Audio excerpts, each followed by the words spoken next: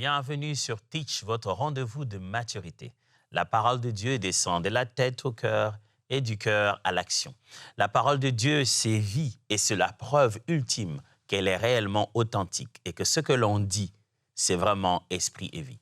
Depuis le début de cette semaine, nous tentons de donner ainsi une réponse, mais nous tentons de enflammer notre conviction au sujet de la mission et de l'œuvre de Jésus-Christ. La question était, comment Jésus nous a-t-il sauvés?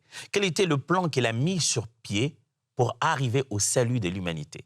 On a parlé de sa naissance, qui était une naissance qui sauve. On a parlé du fait qu'il a donné sa vie en rançon. Et puis on a parlé de son sang, qui n'est pas juste un symbole, mais une substance qui sauve. Aujourd'hui, parlons de la puissance du nom de Jésus. Le nom en lui-même, ce nom-là, Jésus, Yeshua, est source de puissance. Il fallait un nom en particulier pour le salut de l'humanité. Pas juste un individu, pas juste quelqu'un qui vient. Il fallait que même la façon de le nommer fasse partie du plan qui va sauver les êtres humains. Si bien qu'aujourd'hui, quand quelqu'un crie « Au nom de Jésus », on entend les gens dire « Au nom de Jésus ». Des fois, certains, par réflexe, ils se cognent quelque part et disent « Hey, au nom de Jésus ».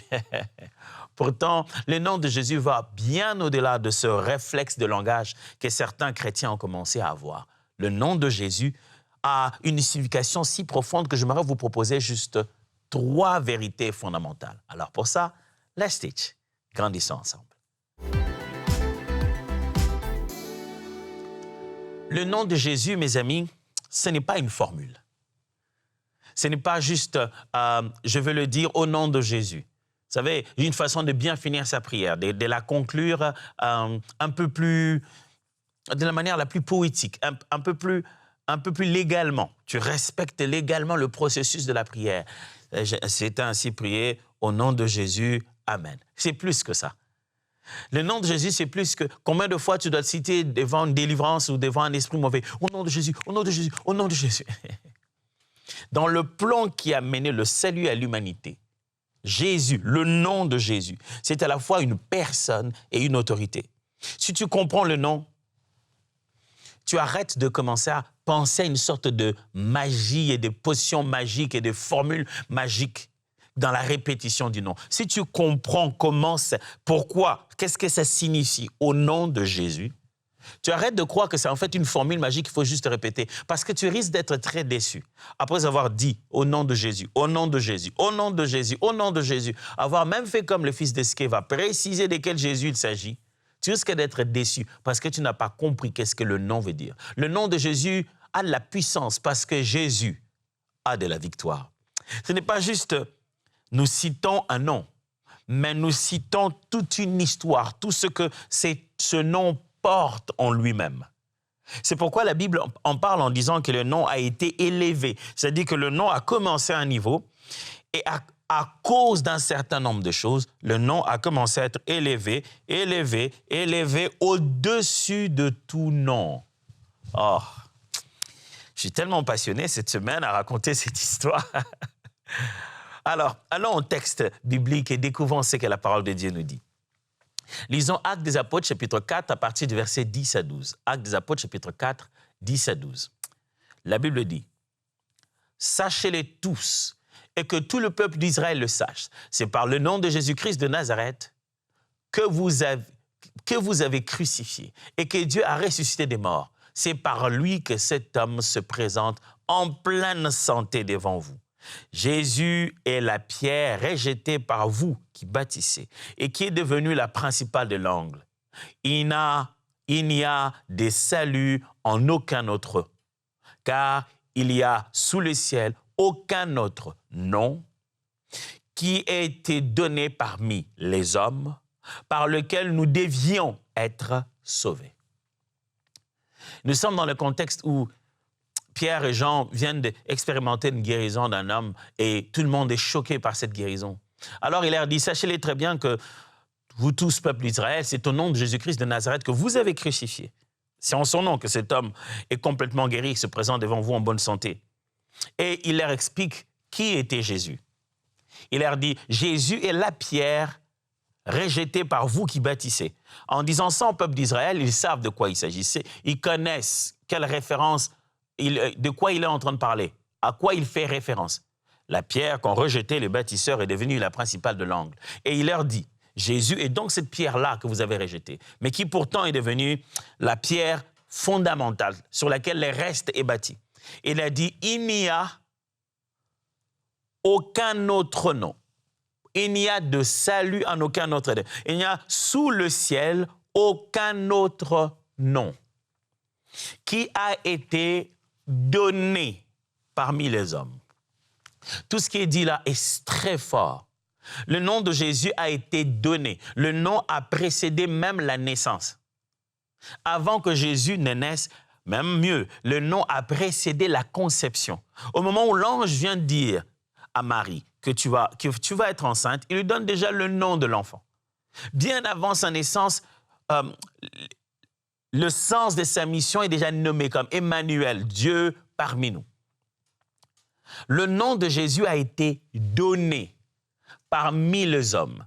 Et j'aime bien ce que Pierre dit, il n'y a sous le ciel aucun autre nom par lequel nous soyons sauvés.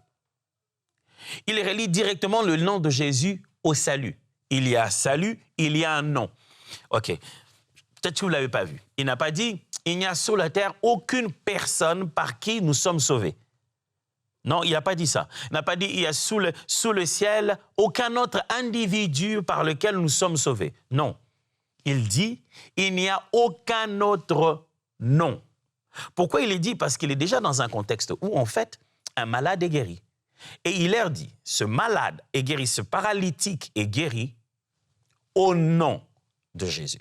C'est-à-dire, cette démonstration de puissance a été faite par le nom de Jésus. Et il n'y a donc sous les ciels aucun autre nom. L'individu n'est pas là, la personne de Jésus n'est pas là, mais le nom est là. Oh, gloire à Dieu. Frère, Dieu ne nous a pas laissé avec quelque chose de léger. Il ne nous a pas dit, vous avez le nom. Ah Seigneur, c'est tout ce qu'on a, juste le nom. Seulement le nom. On aurait bien voulu avoir la photo aussi. Seulement le nom. Qu'est-ce qu'on va faire avec le nom? Les disciples qui l'ont vu, qui ont vécu avec lui, qui auraient pu penser à faire une belle peinture de lui. Mais le nom a suffi. Si le nom a suffi dès l'époque, le nom suffit encore aujourd'hui pour amener liberté, guérison et salut dans les cœurs et dans les vies des hommes. Sous les ciels, parmi les hommes, un nom. Alléluia. C'est un nom, mes amis. Ce n'est pas juste un mot, ce n'est pas une formule magique. On parle de quelqu'un et de son nom. Et son nom, c'est lui. Et ce nom-là est lié au salut. C'est ce nom-là qui sauve. Un deuxième texte. Philippiens chapitre 2, versets 9 à 11. Philippiens chapitre 2, versets 9 à 11. La Bible dit, « C'est pourquoi aussi Dieu l'a souverainement élevé et lui a donné le nom qui est au-dessus de tout nom, afin qu'au nom de Jésus, tout genou fléchisse dans les cieux, sur la terre et sous la terre, et que toute langue confesse que Jésus-Christ est Seigneur à la gloire de Dieu le Père. » Vous avez entendu ça? C'est pourquoi aussi Dieu l'a souverainement élevé et lui a donné le nom qui est au-dessus de tout nom. OK. Dieu ne lui a pas donné le nom unique. Non. Il lui a donné le nom au-dessus. C'est-à-dire qu'il existe d'autres noms. Ce n'est pas comme s'il n'y avait pas de nom. Non, il y a de noms. Mais parmi les hommes, le seul nom qui a été donné par Dieu, qui est au-dessus de tout autre nom. Quels sont ces autres noms? Je suis très intéressé. Paul, des fois, fait allusion à des catégories, des principautés, des dominations. Et il dit que le nom de Jésus est au-dessus. C'est-à-dire qu'il y a une hiérarchie. Et le nom de Jésus est au-dessus de tout nom, afin qu'au nom de Jésus, tout genou fléchisse dans les cieux, sur la terre et sous la terre. C'est-à-dire que ce nom est placé si haut, de sorte que lorsqu'on le prononce, de sorte que lorsqu'on le met en avant, tout genou fléchisse. J'aurais compris que si les genoux fléchissaient sur la terre, le nom de Jésus serait très limité. Ce n'est que le nom parmi les êtres humains seulement limité, rien que nous qui sommes ici. Non. Dans Philippiens, Paul précise, tout genou fléchisse dans les cieux. Il commence d'abord par dans les cieux. Oh, mes amis, de fois, on ne se rend pas compte du nom que Dieu nous a donné. Ce n'est pas un nom limité dans une sorte d'atmosphère en se disant « parmi les êtres humains, au milieu de ceux qui ont 2 jambes et 2 mains ». Même si tu as envoyé qui ont 4 mains, qui ont 6 ailes, même eux, devant eux, dans les cieux, dans le monde spirituel invisible que tu ne vois pas, même là, dans les sphères les plus élevées où tu arriverais quelque part, tu te demandes où est-ce que je suis. Même là, un seul nom fait fléchir tout genou. Oh, gloire à Dieu. Dans les cieux, sur la terre, même au-delà, sur la terre, mes amis, que ce soit un nom scientifique, qu'un scientifique a donné une découverte d'une maladie. Vous savez, je ne sais pas pourquoi on donne le nom en latin, ça semble bizarre, c'est comme des formules bizarres. Il donne un nom d'une substance, le nom scientifique de quelque chose. Même ces noms-là, j'ai ri un jour, je regardais une image sur les réseaux sociaux d'un monsieur qui a écrit juste en disant, et il mettait un son de quelqu'un qui pleurait grave, et qui a dit, il lui a juste donné le nom scientifique de son palu, et la personne se disait qu'elle avait la plus grande maladie du monde, et commençait déjà à crier, oh Seigneur. Même quand le nom que prononce le médecin, ça fait vibrer, parce que c'est non, mais l'hérésie, mais tu sais, des fois, de toute façon, il mélange ces noms-là. Même ces noms-là est toujours en bas. Et la Bible dit sous la terre. Ah, même sous la terre. Eh bien oui, dans les cieux, sur la terre et sous la terre, un seul nom a été donné et il est élevé. Il y a des noms dans les cieux, il y a des noms sur la terre, il y a des noms sous la terre. Mais chaque fois qu'on va dans chacun de ces sphères et que l'on prononce le nom de Jésus de Nazareth, il est au-dessus de tout nom qu'on y trouve. Oh, gloire à Dieu. Oh, afin qu'au nom de Jésus, toute langue confesse que Jésus est Seigneur à la gloire du Père. Le nom exprime la seigneurie et l'exaltation de Jésus. Son nom, ça exprime son rang de Seigneur. La Bible dit tout genou fléchit, toute langue confesse qu'il est Seigneur. Son nom, c'est son rang. Son nom, c'est l'exaltation de sa personne. C'est son niveau élevé. Frère, quand on cite le nom de Jésus, il n'y a pas de Jésus de Nazareth plus bas. Il n'y a pas de Jésus de Nazareth 4e dans la liste, 7e dans la liste. Non. Le nom de Jésus est toujours élevé au-dessus de tout nom. De tout. Laissez-moi m'arrêter ici et vous demander, quel est le nom? Quel est le nom qui vous dérange? Parmi les choses que l'être humain a faites, quand Dieu a créé l'homme, la Bible dit qu'il lui a donné le pouvoir de nommer. La Bible dit que Dieu a appelé tout ce qu'il y avait sur la terre et voir comment l'homme le nommerait.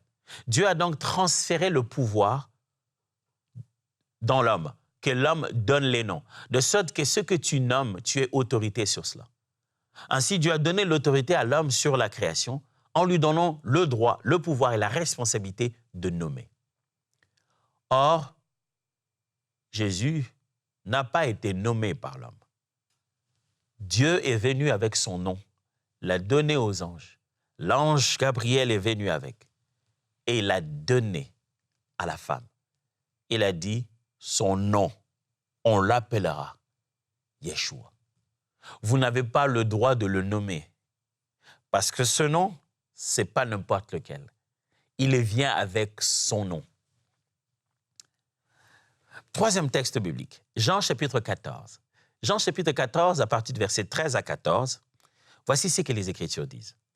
Et tout ce que vous demanderez en mon nom, je le ferai, afin que le Père soit glorifié dans le Fils. Si vous demandez quelque chose en mon nom, je le ferai. Si vous demandez quelque chose en mon nom, je le ferai. Vous entendez ça? Jésus dit, quand vous allez demander au Père, demandez en mon nom. Et si vous demandez quelque chose, vous dites que c'est en mon nom que vous le faites. Il vous le donnera. Si vous demandez quelque chose en mon nom, je le ferai. Cette fois-ci, le nom de Jésus apparaît pour montrer que prier au nom de Jésus signifie prier sous une autorité et sous ses objectifs. Si vous priez sous l'autorité de Jésus, vous recevez c'est qu'il y ait de l'autorité de Jésus. Le nom de Jésus dans la prière te donne accès.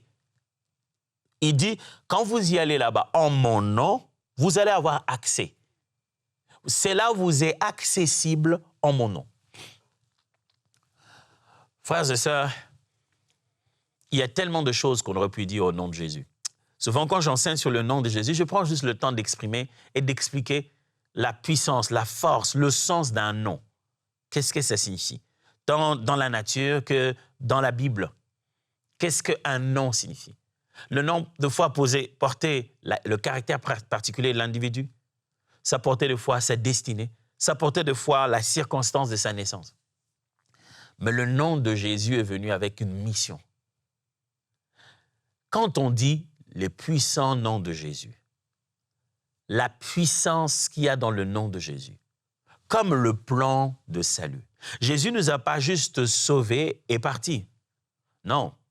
Jésus, pendant qu'il était encore sur la terre, il a légué à ses premiers disciples son nom. Il revient en lui disant, « Seigneur, les esprits mauvais nous étaient soumis en ton nom. » Et souvenez-vous de la fois où ils ont rencontré quelqu'un en train de faire des guérisons au nom de Jésus. Et ils lui ont interdit. Ils ont dit, Seigneur, on a rencontré quelqu'un qui faisait des choses là-bas en ton nom, on lui a interdit. Jésus leur a dit, oh, ce qui n'est pas contre moi est pour moi. Il les faisait déjà au nom de Jésus, pendant que Jésus était déjà là. Son nom était dans la stratégie du salut de l'humanité. Jésus n'a pas juste conféré son nom après sa mort. De son vivant, il l'a légué déjà. Le puissant nom de Jésus signifie quoi? Ça signifie salut. C'est-à-dire, le nom de Jésus est la porte du pardon et de la réconciliation. Dire Jésus, ça veut dire sauver. Quand on parle de Jésus, on parle de salut. On parle des réconciliations entre Dieu et ses enfants. On parle des réconciliations entre la création et les créateurs. Du reste, le mot Jésus, en hébreu plutôt Yeshua, signifie Yahweh sauve. Le mot salut à l'intérieur. Yahweh est salut. Dieu est salut. La nature salvatrice de Dieu est à l'intérieur même du nom de Jésus. Dire Jésus, c'est parler salut. Salut, sauvé, délivré, sorti de la mort, sorti du péché, être secouru dans le mal. C'est ça le nom de Jésus. Le nom de Jésus sauve parce que Jésus est venu pour ça. C'était sa mission. Il a vaincu les péchés, il a vaincu la mort. Des fois, vous ne vous demandez pas pourquoi Jésus a commencé à se battre avec le diable bien avant la croix. À l'entrée même de son ministère, dès le début. Il n'a encore rien fait, au commencement de son ministère. On n'a pas encore entendu parler de beaucoup de miracles qu'il est conduit par l'Esprit dans le désert pour être tenté. Premier match avec le diable. Il sort du désert pour commencer son ministère en étant déjà vainqueur. Jésus n'a pas commencé à vaincre à la croix. Il a commencé déjà à vaincre dès la crèche. Là déjà, les plans de l'ennemi, la stratégie du diable pour le tuer, on n'a rien pu faire. Le voilà, il est vainqueur. Le voilà encore qui va vaincre là, dans le désert. Le diable l'attaque droit. La tentation est là, Jésus en sort vainqueur. Chaque étape de Christ n'était que victoire. Et j'aime comment il finit par encourager les disciples et dit, prenez courage. J'ai vaincu le monde. Il ne parle pas juste de Satan. Il ne parle pas juste de j'ai vaincu la puissance des ténèbres, non. Il a dit le monde, tout le système, j'ai vaincu. Frère, est-ce que vous saviez que nous étions en guerre avec le monde et que le monde nous mettait la pression et que nous vivions tous les jours dans une sorte de combat et que Jésus, lui, a vaincu cela? Le nom de Jésus, mes amis, signifie salut, être sauvé, amener le salut. Lorsque nous prononçons le nom de Jésus, ça veut dire libération des captifs, ça veut dire changement de vie, ça veut dire sortir des gens de leur prison, ça veut dire secourir les gens de leur mal. Quand tu prononces son nom, sache que tu es en train de prononcer le nom qui sauve. Deuxièmement, Le nom de Jésus, le puissant nom de Jésus signifie quoi? Ça signifie autorité. Le nom de Jésus représente sa seigneurie, pas notre contrôle. Ça signifie que Jésus est au contrôle, pas nous sommes au contrôle.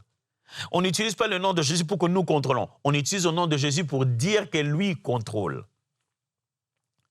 Quand on prononce le nom de Jésus, c'est un règne qui arrive. C'est une domination, c'est une gloire, c'est une seigneurie. Quand on dit Jésus, une gloire, une seigneurie arrive. C'est la vraie autorité, ça se voit dans la vie. Ça se voit dans la vie, ça se voit que c'est concret. Celui qui prononce ça, vit ça. Ça vient avec sa façon d'être. L'autorité dans le nom de Jésus vient avec notre vécu, notre relation en ce nom-là. C'est aussi cette seigneurie de Jésus qui vient. Vous savez, imaginez que je me présente quelque part et je parle au nom du président de la République. Ça ne suffit rien. Si je n'ai aucun mandat, aucun droit, rien du tout, si je n'ai aucune relation, aucun positionnement, aucune autorité, aucun mandat pour ça, ça ne sert à rien. Si je ne suis pas reconnu, je ne peux pas engager la nation.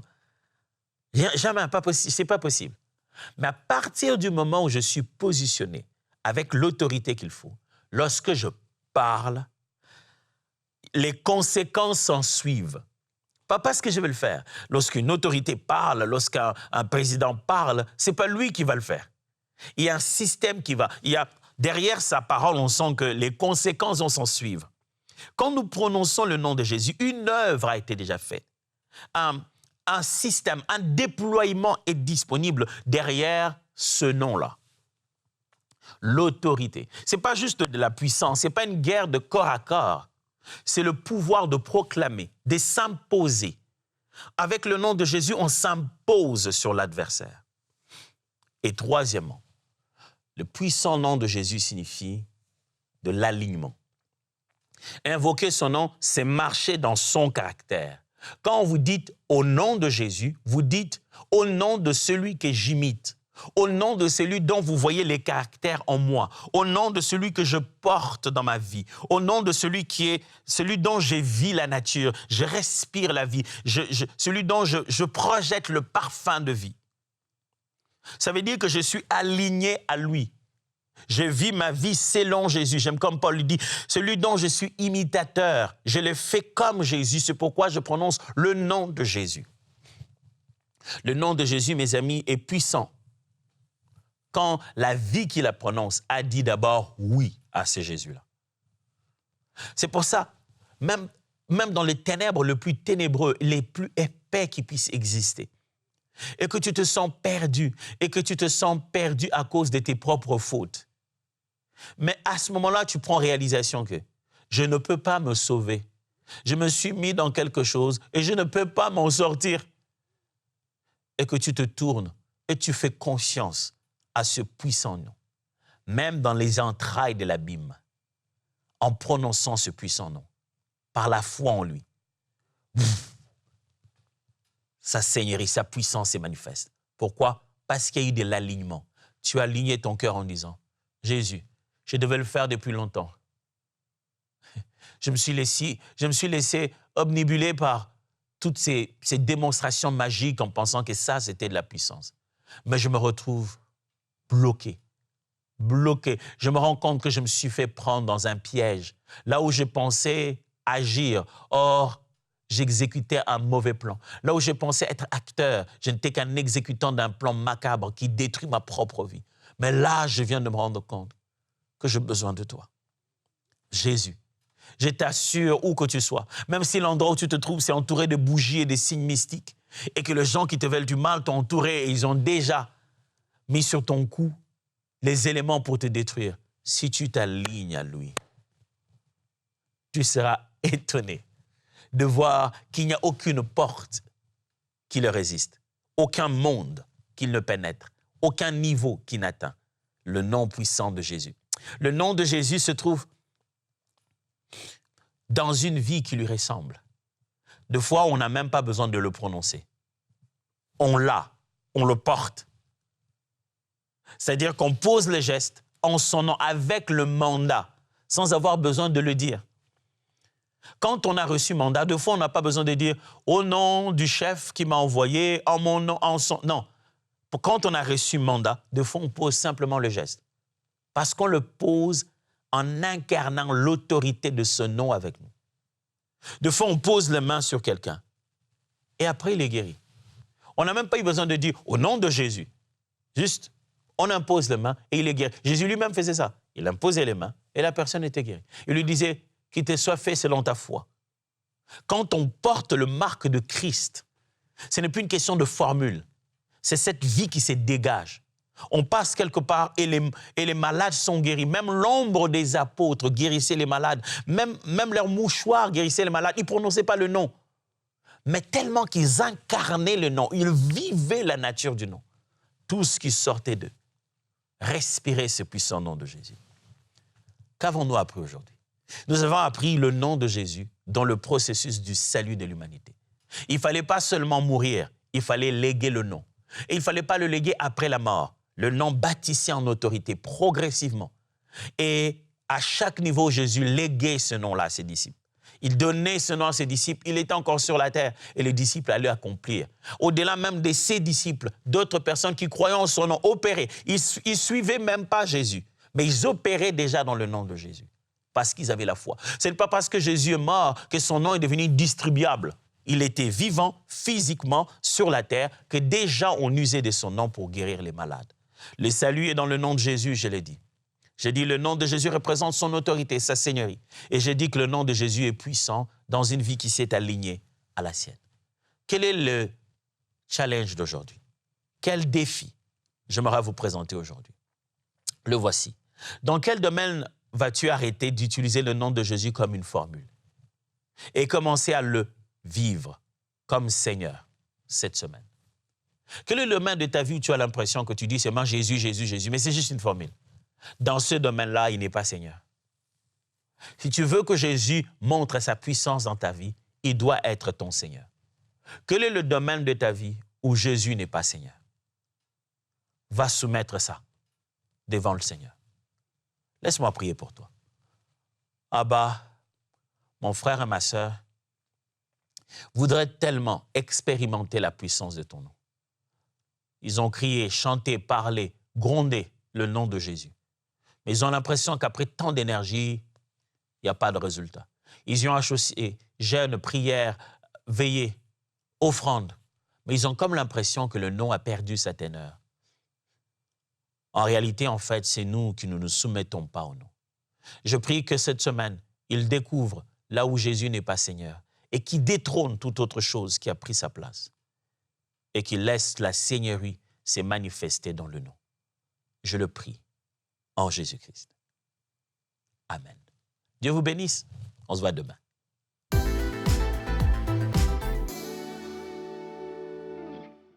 Moi, c'est Alice. Vraiment, j'ai béni le Seigneur parce que j'avais des douleurs du côté gauche ici, en bas de mon sein. Alors, c'était pas dehors, mais dedans, comme si c'était les poumons ou bien le cœur. Ça fait au moins 1 mois. Des douleurs atroces à tel point que du côté gauche, je ne pouvais pas bien dormir. Tout ce que je mangeais, je buvais, ça faisait toujours mal, très très mal.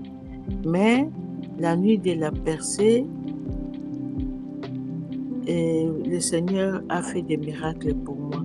Les lives qu'on a fait ces derniers, c'était les 10 janvier, c'était même les jours de mon anniversaire. Alors, j'ai eu ma guérison. Jusqu'aujourd'hui, je dors bien.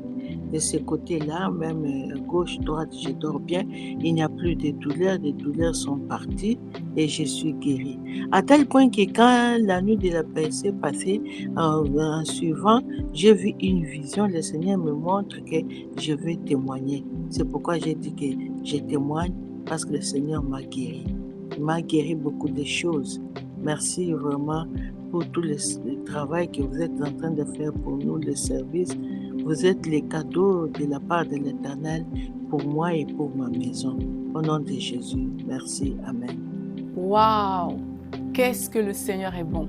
N'est-il pas merveilleux notre Dieu? Lorsqu'on entend ce genre de témoignage, on ne peut que le bénir, on ne peut que le remercier. Et je veux prendre aussi le temps de dire merci à vous tous, chers partenaires, parce que c'est une œuvre collaborative. Oui, le Seigneur se sert de nous ici à EMCI en tant qu'équipe, mais également de vous pour toucher tant de vies comme ce témoignage qu'on vient d'entendre aujourd'hui. Alors de tout cœur, merci vraiment, on est reconnaissant. Et si vous aussi vous voulez faire partie de cette belle famille de partenaires, alors n'hésitez pas, rejoignez-nous dès aujourd'hui en allant sur emcitv.com/don. On se réjouit déjà d'œuvrer ensemble dans la même équipe avec vous et on vous dit à très très bientôt. Bye bye. Dès maintenant, rejoignez la famille des partenaires qui donnent pour voir des vies transformées partout dans la francophonie. Pour faire votre don, rendez-vous sur emcitv.com/don.